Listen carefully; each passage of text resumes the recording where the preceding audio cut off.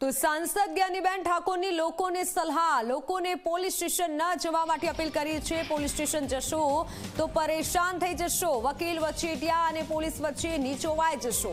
બનાસકાંઠાના દિયોદરના અસાણા ગામે જ્ઞાનીબેને આ નિવેદન આપ્યું છે। જાહેર સભા પરથી જ્ઞાનીબેન આ શબ્દ બોલ્યા છે, નિવેદન આપ્યું છે કે પોલીસ સ્ટેશન જશો તો પરેશાન થઈ જશો, નીચોવાઈ જશો તેવું નિવેદન જ્ઞાનીબેને આપ્યું છે।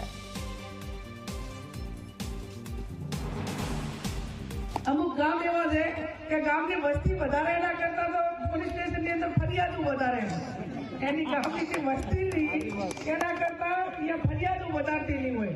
અને ફરિયાદ કોઈ પણ દાખલ થાય તો ફરિયાદ દાખલ થાય ત્યાંથી કરીને વકીલથી કરીને ડોક્ટરથી કરીને વચન સોવટિયાથી કરીને જ્યાં સુધી સમાધાન ના કરો ત્યાં સુધી જે કેસ કર્યો છે જેના ઉપર એ પણ હાથે દીવી નાખે અને જેના ઉપર થયો છે આ ફરિયાદ કરવા વાળો અને આરોપી એ બે એકદમ આખા નેસ હોઈ જાય, ધોઈ જાય અને અંતે તો પછી સમાધાન કરવું પડે।